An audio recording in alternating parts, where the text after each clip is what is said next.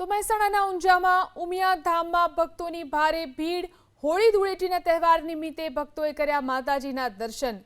મા ઉમિયાના દર્શન માટે લગાવી શ્રદ્ધાળુઓએ લાઈન। ચંદ્રગ્રહણને કારણે બપોરે 2 વાગ્યાથી રાત્રે 8:30 વાગ્યા સુધી મંદિર બંધ રહેશે।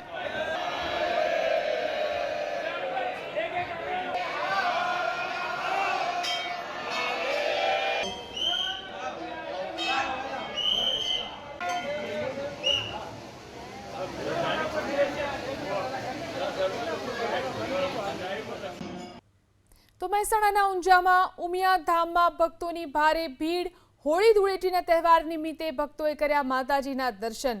મા ઉમિયાના દર્શન માટે લગાવી શ્રદ્ધાળુઓએ લાઈન। ચંદ્રગ્રહણને કારણે બપોરે 2 વાગ્યાથી રાત્રે 8:30 વાગ્યા સુધી મંદિર બંધ રહેશે।